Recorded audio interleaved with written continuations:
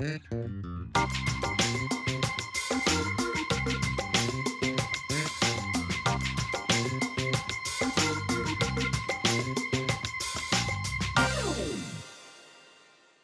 amigos e amigas do Podcast Sem Fronteiras, sejam bem-vindos, sejam bem-vindas a mais um episódio, a mais um programa de nosso podcast.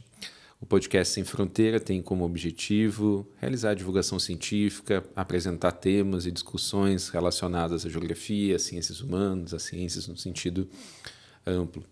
E hoje vamos retratar aquilo que foi a palestra proferida pela professora Maria Encarnação Beltrão Espósito na ocasião da abertura do 21º workshop da Rede Recime e também da aula inaugural do Programa de Pós-Graduação em Geografia da Universidade Federal da Fronteira Sul.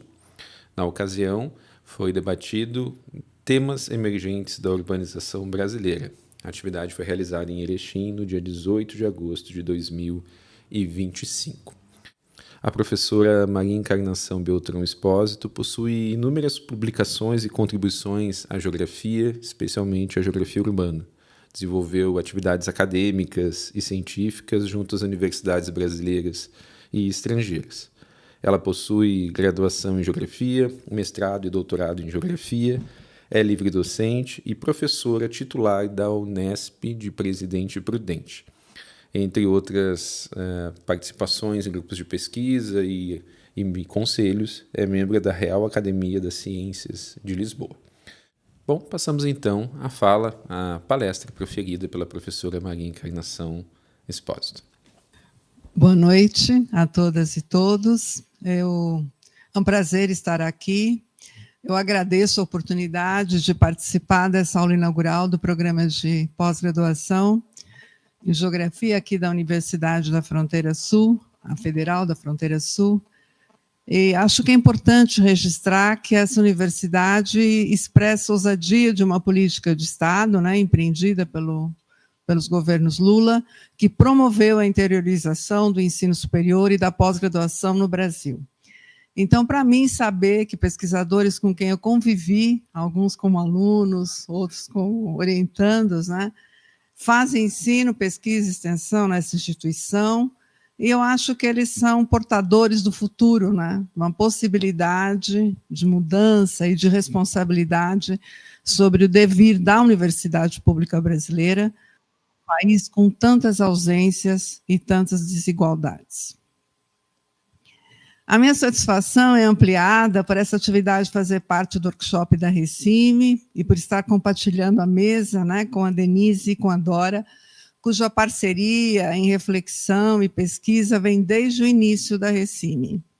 Então, eu agradeço aos professores de Sara, Everton, William e Dora pela deferência de compor essa mesa de trabalho tão especial.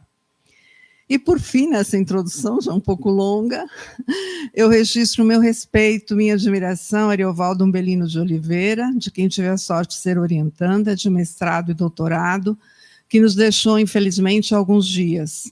Ele deixou um vazio muito grande, né? Em primeiro lugar, pela interrupção da produção das suas ideias. Se ele não está mais entre nós, novas ideias não virão. Mas eu acho que é, sobretudo, pela ausência que se instala sem a sua presença, uma presença forte, responsável, ética e muito afável. É lamentável que ele não esteja mais entre nós. Bom, vamos ao trabalho agora. A proposta dessa sessão, como eu destaquei logo na mensagem, né, que me foi encaminhada, ela é muito estimulante. E, evidentemente, que tratar, né, dos temas emergentes da urbanização brasileira não é uma coisa tão simples. Não apenas porque vivemos um momento de transição complexo, contundente, cheio, com muitas interrogações e com profundas transformações, mas também porque já tive a oportunidade de falar um pouquinho sobre isso recentemente, no Simpurb, que foi realizado em 2024, em Niterói, né? Naquela ocasião, eu apresentei uma proposta ainda muito embrionária de caracterização do que se poderia chamar de um terceiro regime de urbanização, tentando dar continuidade à proposta do professor Milton Santos e às contribuições de Nestor Goulart Reis e Francisco de Oliveira.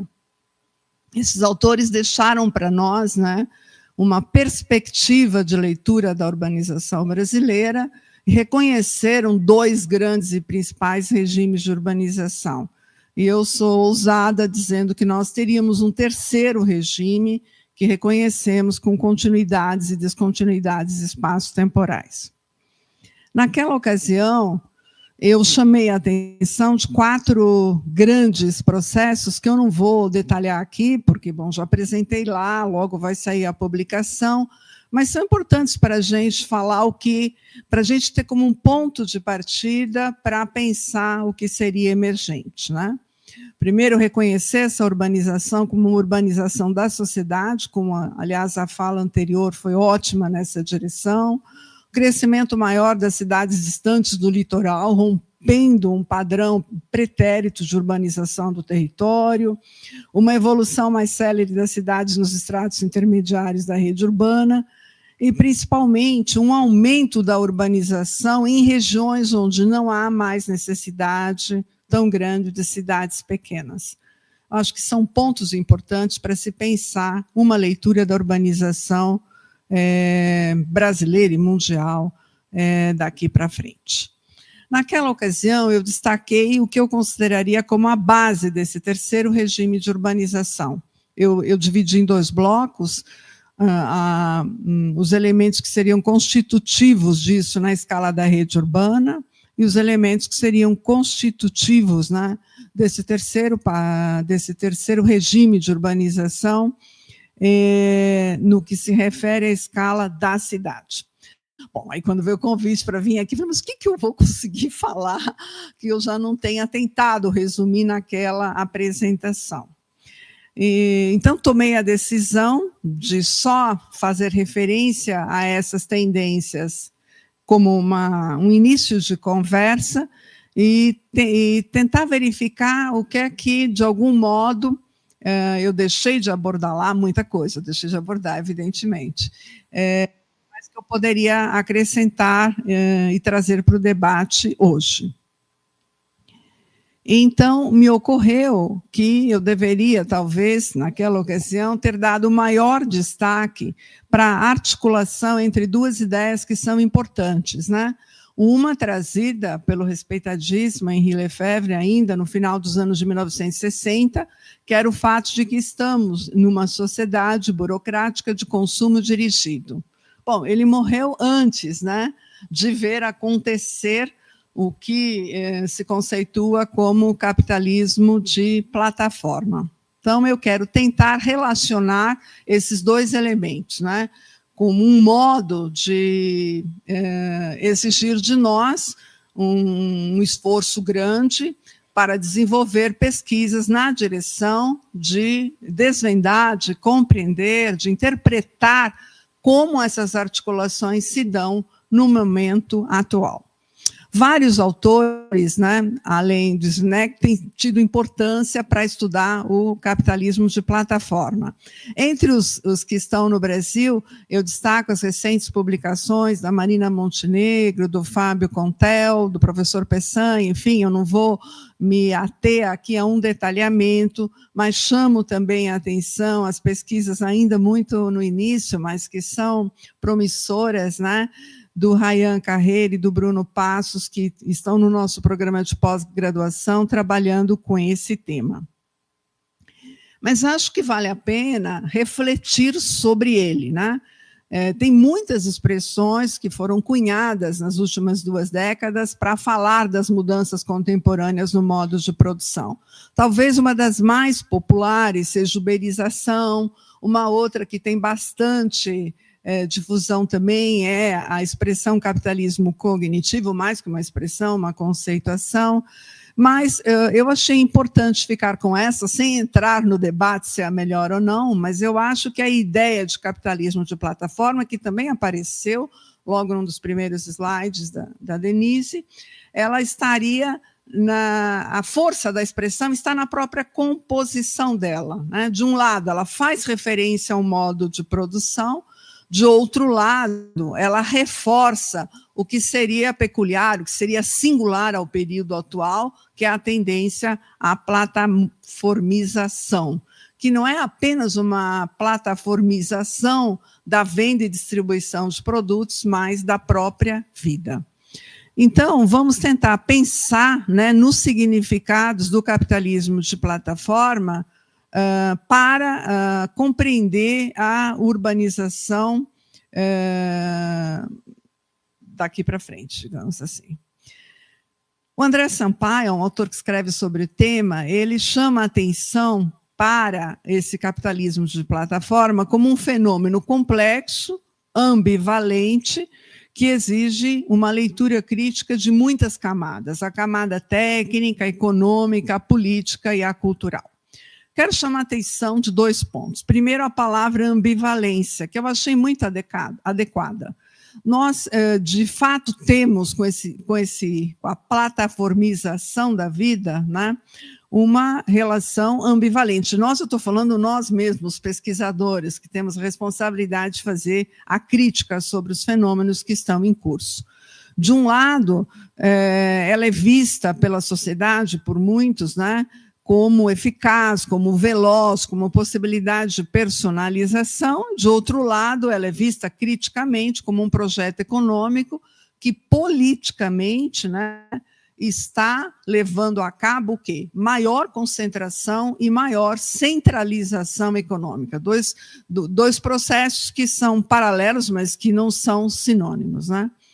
Então, em alguma medida, nós somos frequentemente levados a admirar o que as plataformas propiciam, porque elas oferecem os produtos com rapidez, ainda mais para quem não vive nas metrópoles, mas a compreender como pesquisadores e como sujeitos políticos quais são as consequências desse capitalismo para o mundo do trabalho.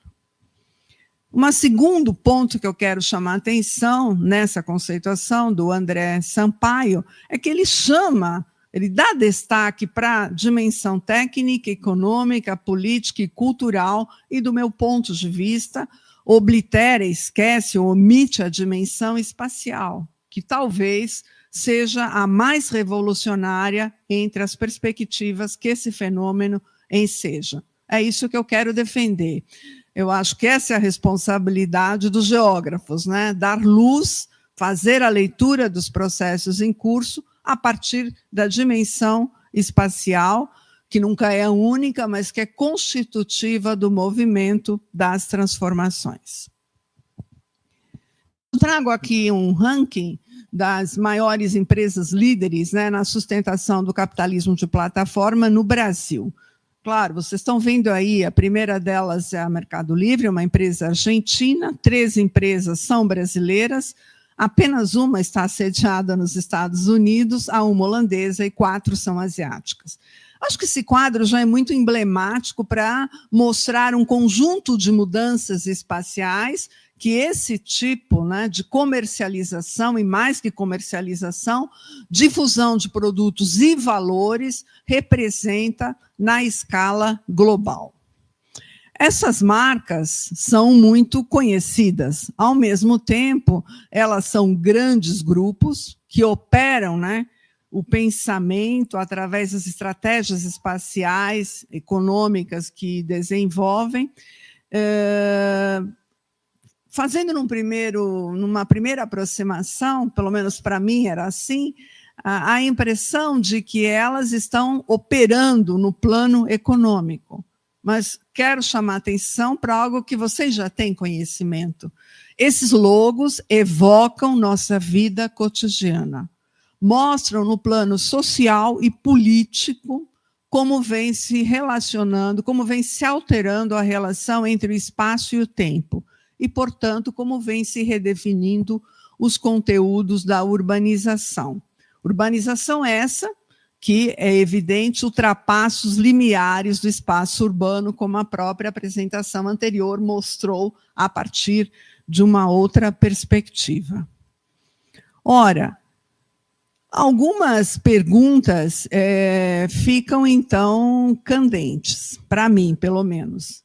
Se nós achamos que é relevante, né, considerar a dimensão espacial que está embutida na atuação das empresas que operam como plataformas, algumas questões devem ser colocadas na mesa. Uma primeira, como as redes urbanas redefinem-se a partir desse capitalismo, combinando modos de hierarquia e de heterarquia, trago aqui a ideia do Catelan, de um modo diverso daquele que essa combinação se realizava há 10, 15 ou 20 anos atrás.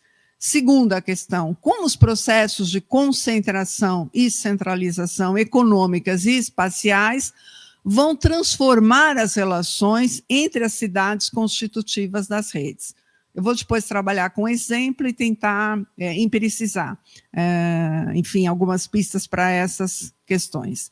Terceira, como as escalas se rearticulam a partir da centralidade, muitas vezes invisível, exercida pelas cidades em que se ancoram os profissionais que operam as plataformas e os depósitos a partir dos quais se distribuem os bens. Porque quando nós observarmos uma geografia do comércio e do consumo em cima das lojas físicas, havia uma geometria que é muito diferente dessa que está se estabelecendo hoje.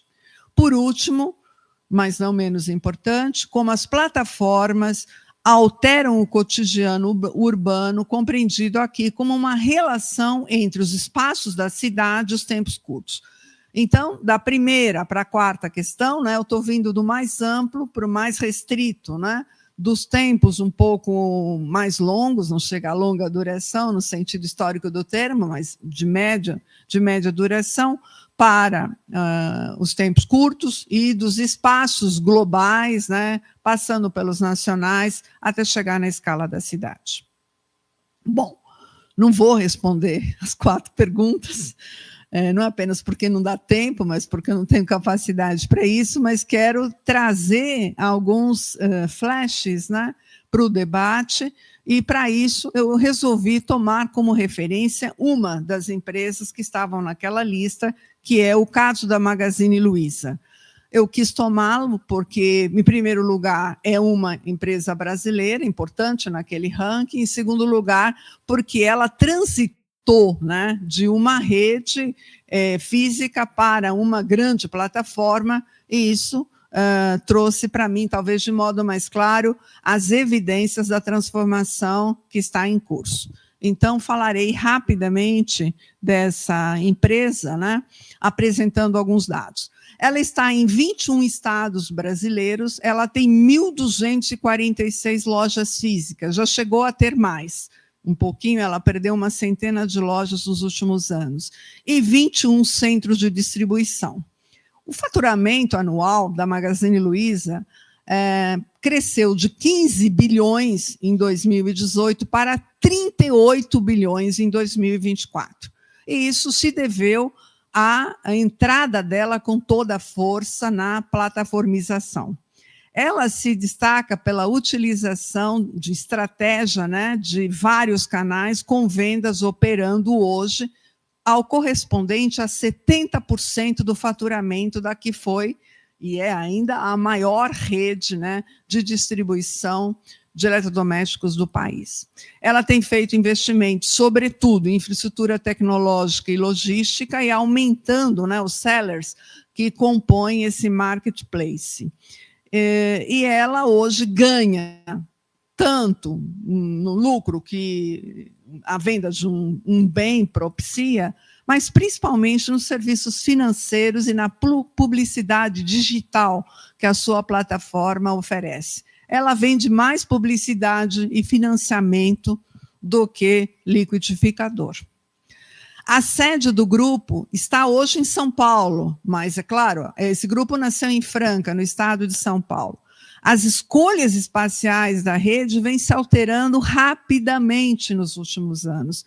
Quero chamar a atenção que o primeiro centro de distribuição foi inaugurado em Ribeirão Preto, quando a Magazine Luiza ainda era uma rede interiorana, com apenas 26 lojas, mas com e-comércio abriram muitos novos centros de distribuições, alcançando esse número 21.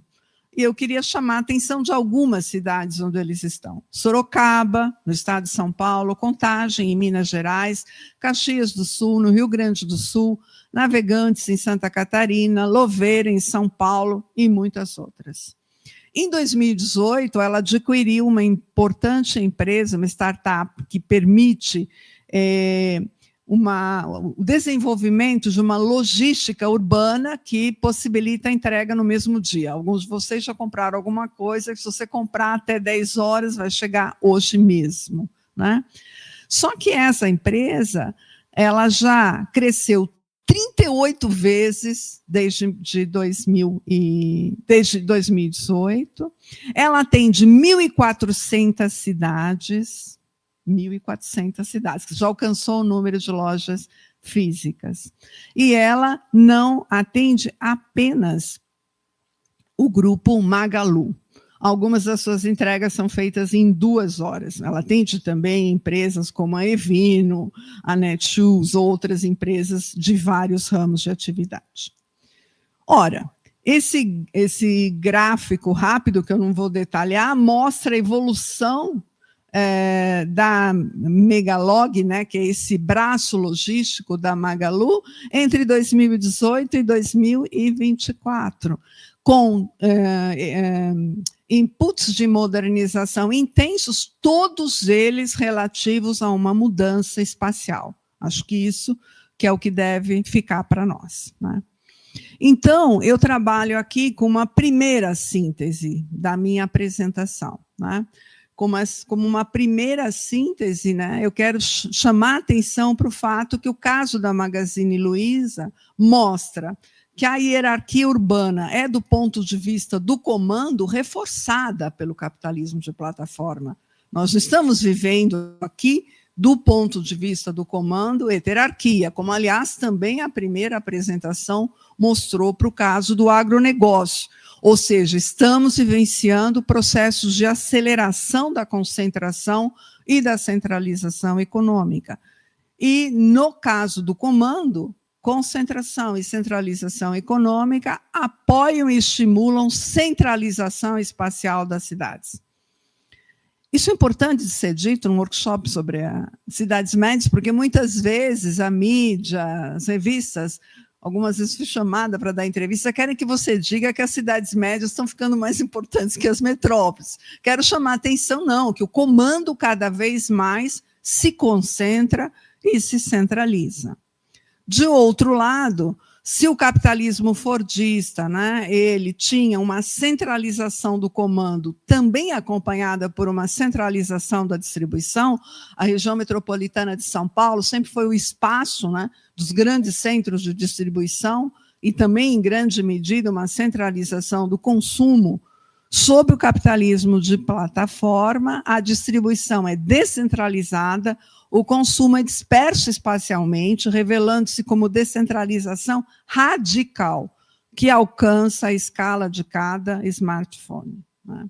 Cada um com seu smartphone é não apenas um ponto de consumo, mas é um elo do comando da distribuição e das estratégias espaciais das cidades. Então, esse seria um primeiro plano de síntese. Vamos partir para um segundo, olhando esse aspecto do ponto de vista do consumo e não do ponto de vista das empresas. Trago aqui algumas ideias, né?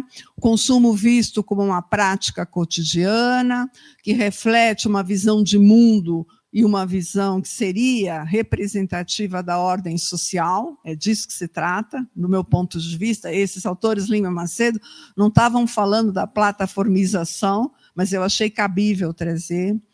Ou a ideia da antropóloga que diz, reproduz pressupostos mais profundos da nossa sociedade e é revelador da posição, não apenas a nossa posição nessa sociedade, mas o que queremos nos tornar, né? Também acho interessante trazer as ideias, né, relativas a toda essa transformação que começou a se operar de modo acelerado a partir do isolamento imposto pela Covid-19. Aquilo que alguns autores chamaram de um acelerador de futuros, outros como uma antecipação de futuro. quase que aquele gráfico, né, da Magalog, de 2018 para cá, é representativo desse processo de aceleração. Do meu ponto de vista, e aí não é um ponto de vista individual, porque é alicerçado numa pesquisa que foi feita no GASPER, o grupo ao qual eu pertenço, né, Fragmentação Socioespacial Urbanização Brasileira, que tem um apelido, FRAG-URB, nós constatamos nessa pesquisa, em 10 áreas urbanas brasileiras, 2 territórios metropolitanos de São Paulo e 8 cidades médias, né, uma mudança muito significativa na rotina das pessoas. Nós fizemos praticamente 400 entrevistas nas casas das pessoas e fizemos 18 locais onde esses aspectos se revelaram. Eu teria dezenas de frases para trazer para vocês, mas eu trouxe 2. E eu vou chamar a atenção dessas 2 a partir de um conceito, que é um conceito do professor Rogério Hasbart, né, que é a ideia de contenção territorial.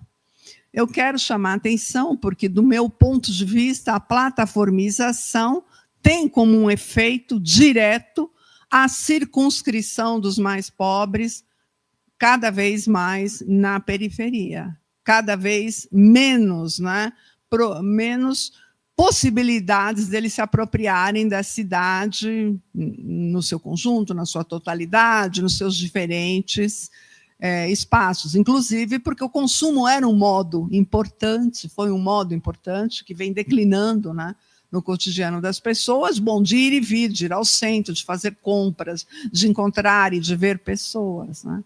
Então, vejam aí, eu não vou ler, né, mas um depoimento de uma moradora, essa aqui é de Ribeirão Preto, do conjunto habitacional Minha Casa e Minha Vida, Cristo Redentor, no norte da cidade, muito distante, do outro lado da rodovia, com várias dificuldades de deslocamento, e ela diz, é muito mais fácil comprar aqui no bairro, pelo WhatsApp, porque eles entregam na minha casa, e sem taxa de entrega, é uma entrega rápida e tudo mais, ele vem de bicicleta integral para mim, é tudo muito perto.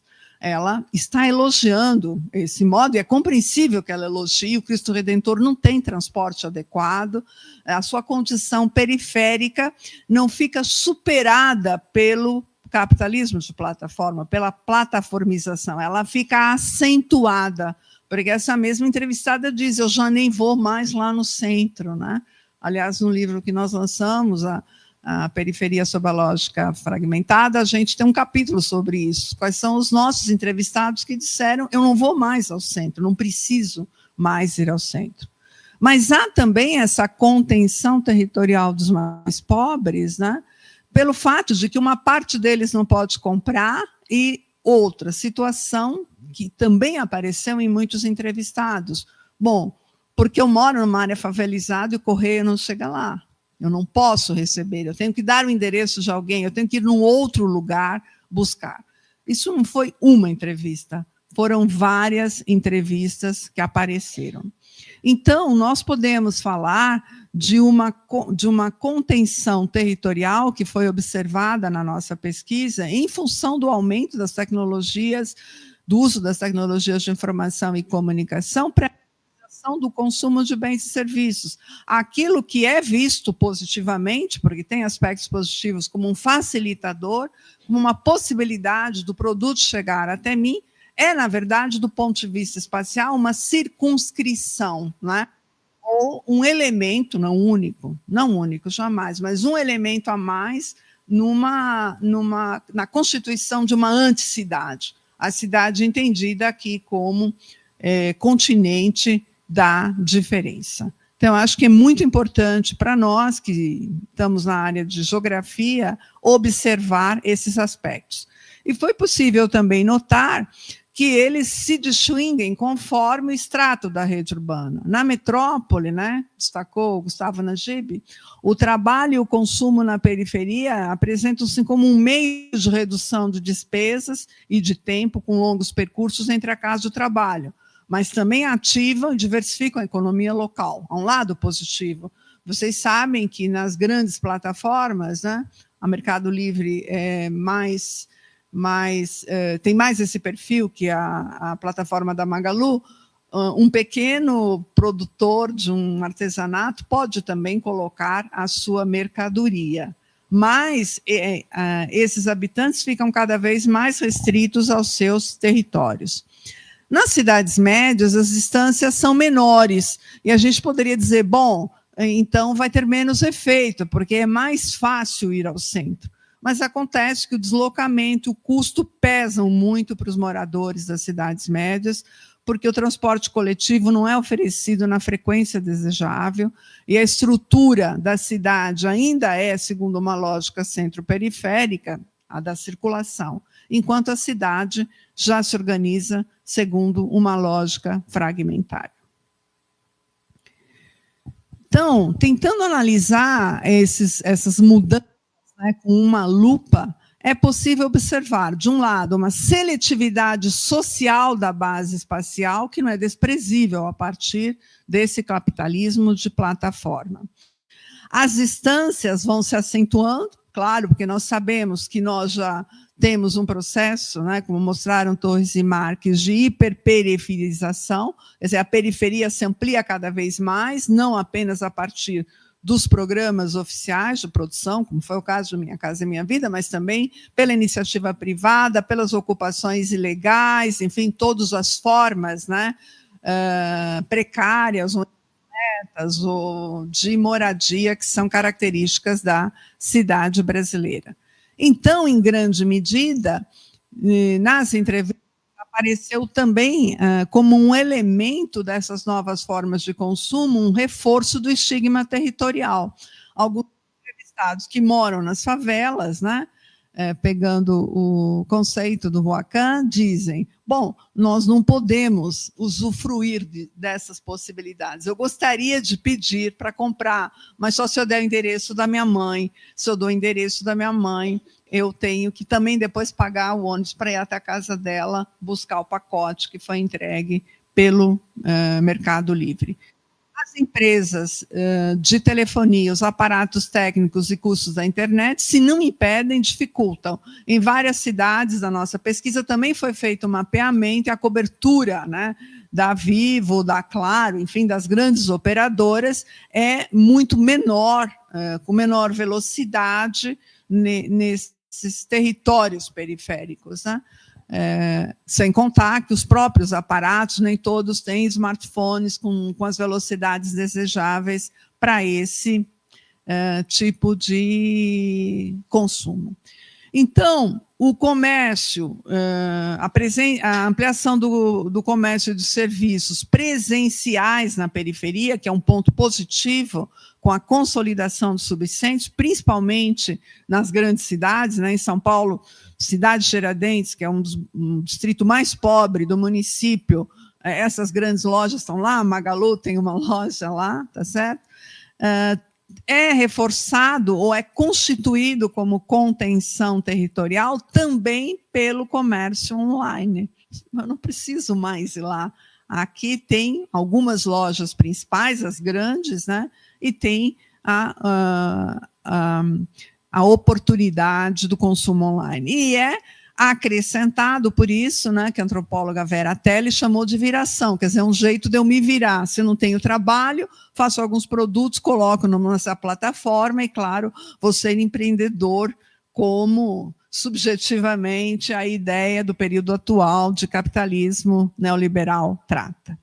Desse ponto de vista, eu acho que se acentua o que eu estou propondo, né, um conceito ainda, uma ideia em desenvolvimento, como uma condição urbana periférica que permanece no plano material e imaterial, no cotidiano daqueles que habitam a periferia. Bom, para concluir, né, sem, evidentemente, encerrar, porque eu acho que eu estou falando muito mais de uma agenda de pesquisa que muitos outros colegas já vêm iniciando com as investigações que vêm sendo feitas, mas que eu acho que me parece fundamental como tema emergente para entender a urbanização brasileira, eu chamo a atenção para esse desafio de analisar como é que se combina, né, essa disposição dos objetos geográficos que a gente reconhece como uma estrutura espacial em rede, né? Desde da famosa trilogia do Manuel Castells, mas vários autores já vêm falando disso, a própria professora Leila Dias já tinha, antes do Castells, defendido uma tese falando disso, mas também com um conjunto de deslocamentos materiais que continuam a ocorrer na nossa vida. Vários de nós nos deslocamos para trabalhar, né, ou para realizar outras necessidades ou tipos de trabalho. Mas muda completamente, do meu ponto de vista, né, a ideia de extensão territorial. E aí se torna necessário, né, fazer novas perguntas. Uma primeira: quais combinações são possíveis entre esses dois planos? Esse plano da escala mais abrangente da rede, das empresas que operam as plataformas, e o plano de cada um de nós, que é consumidor, né, no seu cotidiano mais restrito dos produtos que estão. Esse consumo, do meu ponto de vista, está aumentando as desigualdades socioespaciais. Quais tensões essas possíveis combinações revelam? E, por último, com que espessuras elas se apresentam em cada cidade, revelando a articulação entre dois pares que eu acho relevantes e interessantes, que é o par continuidades e descontinuidades territoriais e espaciais, que eu não vou desenvolver, porque já escrevi alguma coisa sobre isso. A última pergunta é um convite, né, à continuidade de redes como a Recibe, que com o pé no chão, né, estão olhando para um Brasil diverso, em transformação, e buscam oferecer não uma leitura da urbanização brasileira, mas uma contribuição à compreensão dessas transformações, que do nosso ponto de vista, eu acho que posso falar em nome de todos da rede, não é apenas uma transposição dos processos do centro para a periferia, dos maiores para os menores, mas é possível, é necessário fazer leituras que combinem, né, esses movimentos, que revelem essas tensões e o modo como essa articulação se revela em cada território, desde pensar um extrato da rede urbana até chegar a um bairro da periferia de qualquer uma dessas cidades. Muito obrigada por terem me ouvido.